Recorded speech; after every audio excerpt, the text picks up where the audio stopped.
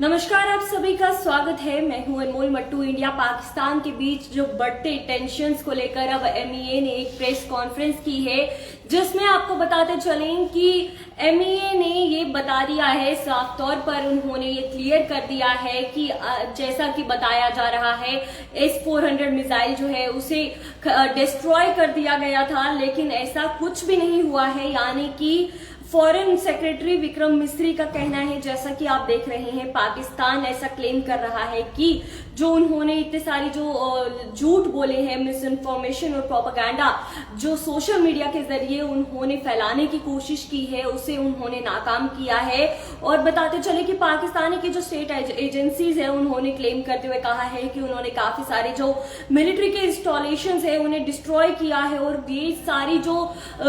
खबरें फैल रही है, इनकी बात करते चले तो ये कंप्लीटली जो है फेक न्यूज है। और जो ये क्लेम किया जा रहा है कि एयरफोर्स स्टेशन सिरसा में, सूरतगढ़ में जो डिस्ट्रॉय किए गए हैं, ये खबर भी बेहद जो है फॉल्स है। और जो क्लेम जो किया गया था, यानी कि S-400 का बेस जो आदमपुर में है उसे डिस्ट्रॉय किया गया है, ये खबर भी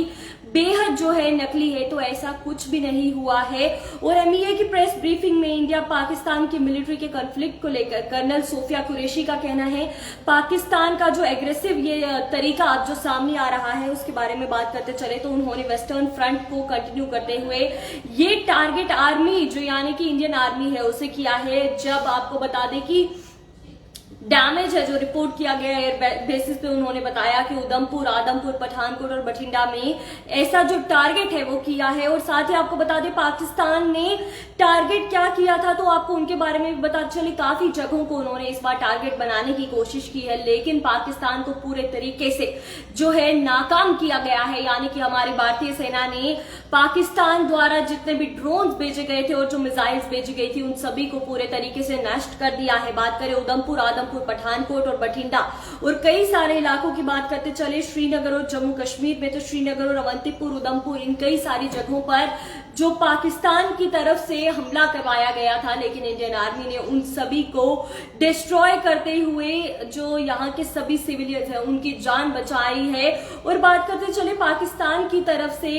इस बार जो मेन टारगेट है, जो गांव के इलाके हैं उनसे ज्यादा इस बार सिविल्स को अटैक करते हुए सिटी एरियाज पर उनका मेन टारगेट रहा है। और वे जो मेन सिटी है यानी कि हार्ट जो है उन्हें इस तरीके से किया जा रहा है। तो अनीश सिंह का कहना, सबसे पहले नेट बंद होना चाहिए अटैक के टाइम, जैसे कि लाइट पूरी इन्फॉर्मेशन तो मीडिया से मिल जाती है। तो अभी इसकी गाइडलाइंस के भी बारे में बात करते चले तो प्रॉपरली जो ये गाइडलाइंस है ये जारी कर दी गई है, जिसमें कहा गया है कि लोकेशन जो है डिस्क्लोज नहीं की जानी चाहिए, ताकि जो दुश्मन है उसे हमारी जो एक्टिविटीज है उनके बारे में पूरे तरीके से जो डिटेल्स है वे ना मिले। अगर आर्मी की गाड़ी भी देखते हैं तो हो सके तो उनका वीडियोस कहीं बनाए नहीं या कहीं सोशल मीडिया पर उसे अपलोड ना करें, क्योंकि जो पड़ोसी मुल्क है उन्हें हमारी जो एक्टिविटीज है उनके बारे में पता ना चले। और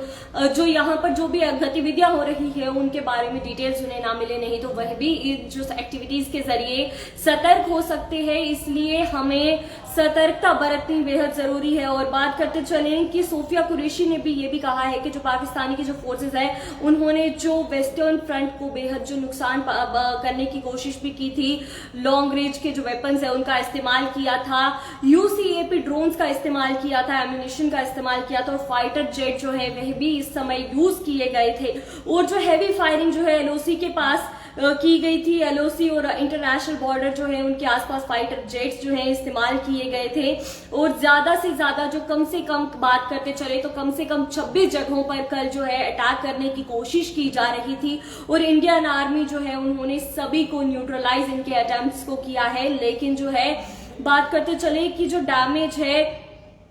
किया करने की कोशिश की जा रही थी उधमपुर जो है एयरफोर्स स्टेशन जो है, उधमपुर के पठानकोट, भुज, बठिंडा स्टेशन को, और उन्होंने हाई स्पीड मिसाइल का इस्तेमाल किया था कि पंजाब का जो एयरबेस है उसे वह ध्वस्त कर सके। तो देखें किस तरह पाकिस्तान की बौखलाहट हम सामने देख सकते हैं कि अब वह किस तरह इस तरीके की जो कोशिशें हैं कर रहा है। साथ ही आपको बता दें कि पाकिस्तान ने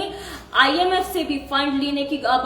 जो है बता दिया है कि वह फंड अब आईएमएफ से लेने की कोशिश कर रहा है और अभी तक 1.3 बिलियन जो यूएसडी है उसकी मंजूरी पाकिस्तान को मिल चुकी है। अब देखना होगा अब क्या रुख सामने आता है दोनों देशों का, क्या जो डिसीजन है सामने आता है, क्योंकि G7 ने ये बता दिया है, प्रेस स्टेटमेंट जो है उन्होंने रिलीज करते हुए कहा है कि अब जो है